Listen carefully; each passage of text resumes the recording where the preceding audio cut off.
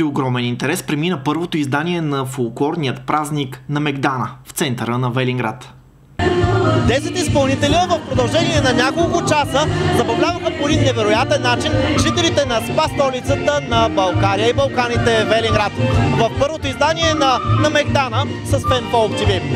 Интересни моменти от всичко случващо се тук, както и ексклюзивни интервюта сме ви подготвили в следващите минути, така че останете с нас. Централният площад в курорта се оказа тесен за всички любители и ценители на българския фолклор. Над 3000 души повече от 5 часа се веселиха, пяха и танцуваха под ритъма на българската народна песен. Празникът на българщината започна в ранния следобед с изяви на местни самодейци и състави. С песен поздравиха своите съграждани и гостите на града, сестрите Севдалина и Гергана Комицки, както и носителя на специалната награда на Пирин Фолк Иван Паланов. Своя музикален поздрав отправиха и от мъжката фолклорна група Каменица при Народно читалище Васил Левски, ансамбъла за изворен фолклор от село Драгиново и Йорданка Николова. За красотата и специфичните характеристики на носиите от Шопския, Тракийския и Пиринския край разказа водещият Стоян Петков и публиката имаше множество възможности да види образци на живо. Пиринската женска носия е тежка, което оправдава по-умереното темпо, което момите поддържат по време на танците. В същинската част на фолклорния концерт присъстващите се заловиха на хоро още от първата песен и не се умориха до края, потъмно. Дори площада се оказа тесен и се заформяха успоредно по няколко дълги и кръшни хора. Цялостното въздействие се допълваше от оригиналните хореографии на ансамбъл Майсторите на танца. И хората, и публиката го показаха. Не само гражданите на Велинград, а и гостите. Както виждаш в момента, веселбата и купона продължава. Да, в часове вече наред. Публиката тук в Велинград страхотно приема всичко това, което правите. Как въобще се роди идеята за този фест, това нещо? Това се роди преди 1 година с брат ми и след доста умуване и доста изчистване на концепцията го направихме факт. Както виждаш, Велинград беше града, който първи го направи и го заслужава. Ние обичаме българското и сме за българското и го показахме на Мегдана с Фенфолк ТВ в Велинград. Имахте ли някакви колебания как ще се получи сега в началото на септември? Като цяло е малко хладничко, но като цяло Господ е с нас, времето е хубаво, слънчево, Велинград е гостоприемен град и всичко се получава както сме си го мислили в най-добрите мигове. Висока оценка за на Мегдана даде велинградския кмет Костадин Коев. Фестивала на Мегдана за първи път присъства на велинградска сцена. Искам само да отбележа, че това лято направихме един фестивал, който беше с обращение към по-младите. След това направихме един фестивал с участието на група Сигнал към по-средното поколение и сега в момента правим фолклорен фестивал. За първи път, както казах преди малко, го правиме. Интересът е доста голям. Бяха представени носи от всички краища на България. Направиха се някои така по-интересни хора за начинаещи. Площада е пълен, интересът е голям.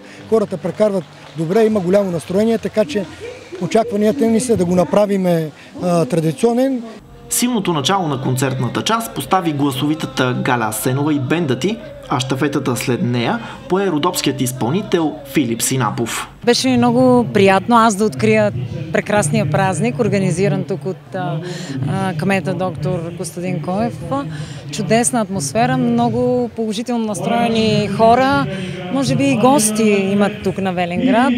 Просто прекрасна сцена, прекрасни хора, всичко е чудесно. Твоето послание към всички, които ни гледат тук от сцената на Мегдана?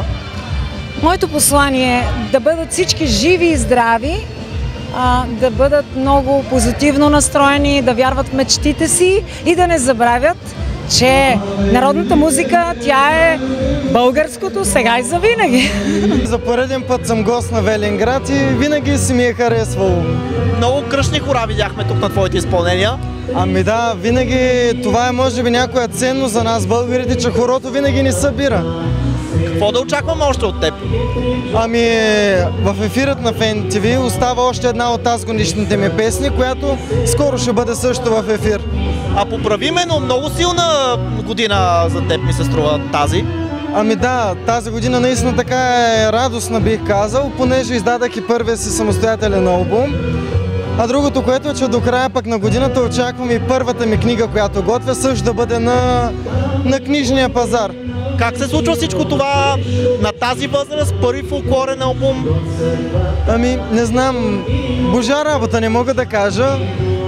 А защо фолклор? Защо не някакъв друг стил музика? Ами, това е моята сила. Не смятам, че в други стилове бих имал същата сила. Пред гостите на Мегдана с хумористични шопски песни се представи младият Илиян Йорданов, а след него публиката бе взривена от легендарният хисарски поп, който бе нетърпеливо очакван от многобройните си фенове в Велинград.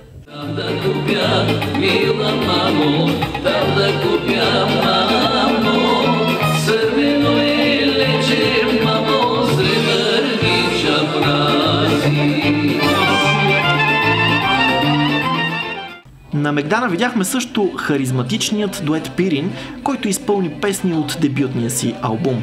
А хороводният маратон бе продължен с изпълненията на талантливия Стоян Петков, който бе и водещ на събитието. Много ни е приятно, за нас е истинско удоволствие да бъдем в Велинград отново тази година. Чувстваме се прекрасно, предадохме емоцията и на публиката, така че настроението е прекрасно. Много кръшни хора, много настроение наистина. То във Велинград винаги е така. Никога не е било по-различно. Това лято гостуваме вече за пореден път тук и наистина прави впечатление, че хората тук много бързо се хващат на хорото и като се заиграят няма спирка. Какво да очакваме още от дует Пирин?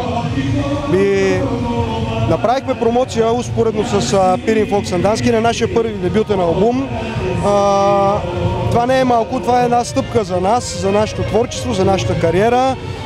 Първият албум е като първата кола, като първата жена, така малко по-сантиментален ти е, така че почваме да работим вече по втори, нали? Разбира се, това и очакваме.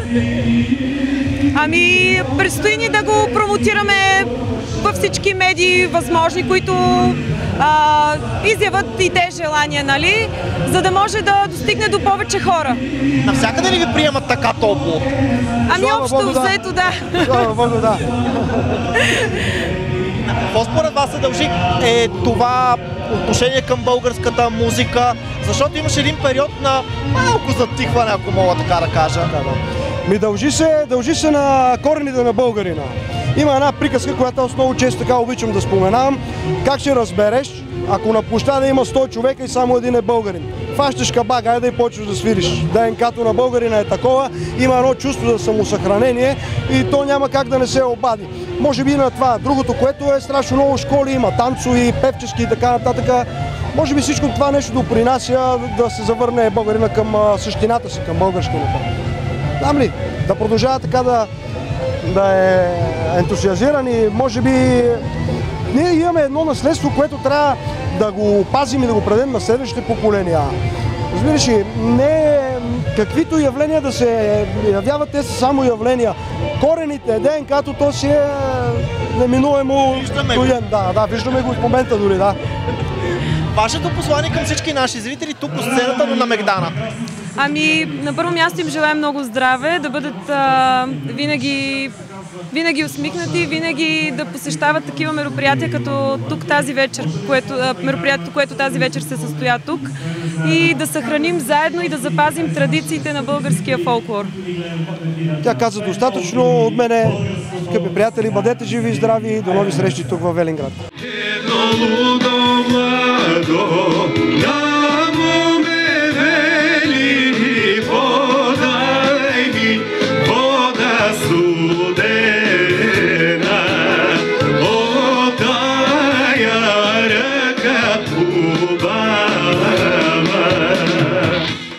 Видяхме твоите изпълнения преди секунди тук на сцената. Видяхме едно страхотно настроение тук на централния площад. Благодаря ти много от сърце. Аз искам да благодаря на хората от Велинград. Може би трябва да си купа апартамент вече във Велинград, защото не мисли се. Да, Велинград определено го чувствам вече като свой втори дом. Изключително слънчеви, положителни хора, излъчващи толкова чиста, толкова готина енергия и правят това наистина всеобщо народно музикално веселие в един истински празник на българския фолклор, какъвто трябва, може би по-често да правим и да отбелязваме на територията на нашата страна. И не само във Велинград. Напълно съм съгласен с тебе. Аз пак ще се върна на твоите изпълнения. Много ти се радваха хората. Да, благодаря. Аз не знам какво да кажа. Само мога да благодаря. Наистина да благодаря. С толкова много емоция, с толкова хубаво настроение се качвам на сцената. Надявам се, че го придавам на хората и те наистина го усещат. Скоро виждаме и последният ти видеоклип в ефира на Fan Folk TV. Можем ли да кажем нещо за него? В горите на Македония. Песента няма, може би, толкова обратна връзка от страна на хората, дали толкова много се харесва или не. Надявам се така с хубаво усещане и с хубави думи хората да казват за моята интерпретация, специално за тази песен, защото тя има и пята е толкова много пъти, изпята от толкова много изпълнители, не ми спестиха критиката по абсолютно никакъв начин. Може би беше повече критика, отколкото похвали и поздравления, но в крайна сметка видеоклипът благодаря от сърце на господин Енчо Касъмов за гласуваното доверие за 4-ти път, че аз застанах пред неговия обектив, пред неговата камера. Той е човека, който е така ме побутва леко и е инициатор на моите музикални проекти. Много му благодаря. Клипът е сниман в Лещен. Танцорите, майсторите на танца, Краси Димитров, благодаря от сърце за съпорта на всички. Той Стоян е много скромен и тук казва, че много критика е чул към изпълнението, обаче те нашите зрители ще видят какви хора и как те посрещаха хората тук в Велинград. Аз смятам, че това е доста показателно за изпълнението ти и за интерпретацията на тази песен. Какво да очакваме още от теб в качеството си на изпълнител? Малко съм такъв муден в това отношение. Виждам, че колегите сверявам постоянно от часовника, което се случва в ефира на Fan Folk TV. Всичките правят песни, продуктивни страшно много. Аз съм малко по-така една крачка назад, типично за моята зодия Рак. Но живот и здраве, вече съм си набелязал няколко нови музикални проекта. Не съм избрал още песен. В тази тенденция мисля и живот и здраве може би след около месец-два ще се появи. Тоест до края на годината ще имаме още една песен? О, да, задължително, задължително. А Стояне, твоето послание към всички наши зрители тук на Мегдана? Да вярват, че тази държава ще се вдигне, тази държава ще оцелее, ще я поставяме на това място на картата на Европа, ако щеш, на света, където трябва да бъде.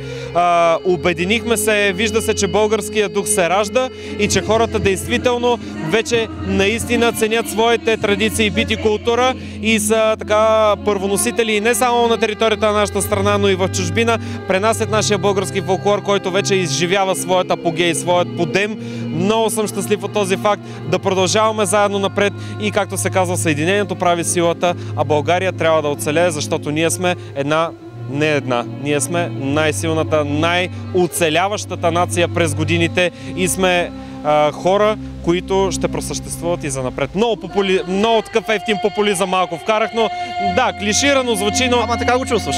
Така го усещам, наистина. И благодаря от сърце на Велинград. Велинград е топ! Публиката на Мегдана в Велинград се радва също на изпълненията на очарователните Ива и Велислава Костадинови, които поднесоха букет от народни песни от различни краища на България. Беше наистина много хубаво. Ние за втори път сме тук това лято и сме изключително щастливи, че публиката отново ни прегръща така силно, показвайки го естествено, играйки хора на абсолютно всяка една наша песен. Велинградската публика започва да ми става любимата публика. И на мен, между другото, защото наистина, както Ивчето каза, за пореден път толкова много хора, ръкопляскания, пеене заедно с нас, просто те са неповторими. Това просто показва, че хората ви обичат. Ами явно да, за което ние пък много се радваме. Заради тях ще продължаваме да творим нашите песни и да подготвяме всичко, абсолютно всичко с любов. И сега като каза ти, че продължавате да творите, видяхме ви в Пирин Фолк, страхотно представяне, поздравявам ви. Какво още да очакваме? Ами съвсем скоро очаквайте нов албум от нас двете. Отново с доста песни и различни песни. Има и други неща, които подготвяме, но все още пазим в тайна, защото са малко по-различни от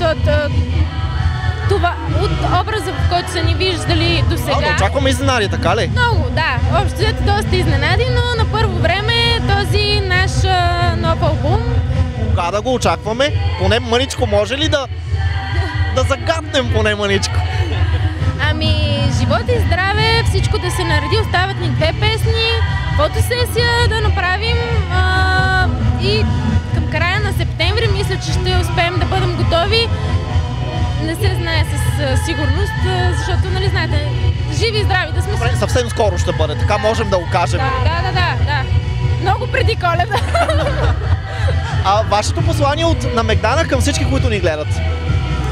Нашето послание да продължаваме да съхраняваме българското, както сега, така и за винаги, в ритъма на фолклора, от нас песните, от вас, мила публика, танците. Благодарим ви за подкрепата, ние продължаваме заради вас. След всичко това, което каза Ча, не знам, че какво можеш да допълниш. Ами да допълня, може би, да се обичаме, да бъдем по-добри и да си подаваме ръка, за да си помагаме в трудните моменти. Достойният финал на вечерта бе поставен от неповторимата Бинка Добрева. Тракисткият слава и просълзи всички с нерадминутото си изпълнение на Даниова мама, а песента й "Хайде всички на хорото" може да се приеме за емблема на провелото се събитие. Аз бих казала, че ние си имаме една от най-красивите страни и Велинград е едно от магнетичните места, където е толкова богато на този ресурс минерална вода, че можем само да се гордеем. Приказката е, че Велинград е балканската столица на спа-центровете и минералната вода. Прекрасно се чувствах. Публиката беше невероятна. Стоя до толкова късно, играха през цялото време, радваха се, удоволстваха се. Мисля, че все по-често трябва да имаме такива празненства, събития на Мегдана Свен Фолк ТВ, защото те знаят как да го направят и го правят така, както хората го обичат. А какво по-хубаво от това, ние пък да се свършим работата?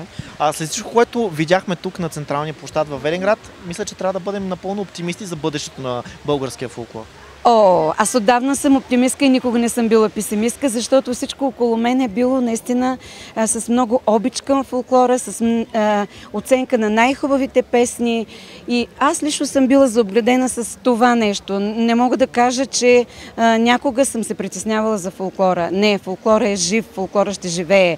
Чрез младите хора, чрез последователите, чрез музиката, която се пее и се иска и се е качила отдавна на голямата сцена, благодарение на нашите талантливи композитори, защото всички ансамбли, хоровете, като Мистерия на българските гласове и всички подобни не са спирали да пътуват и те са част от музикалната картичка на света. Така че какво по-хубаво от това? Фолклора е жив. А посланието на голямата Бинка Добрева към всички наши зрители тук от Велинград? Посланието ми е да бъдем по-добри, да бъдем по-задружни, да не е само по празници или когато посрещаме, да речеме, календарните години, а напротив да се обединим върху това, ако можем да помогнем, ако не можем да не пречим. Наистина да бъдем по-добри, да бъдем всички заедно. Много настроение, зареждаща емоция и веселие. Така накратко може да бъде описано първото издание на Мегдана Свен Фолк ТВ в Велинград. И така до следващата година. И второто издание на празника с посланието да съхраним българското сега и завинаги.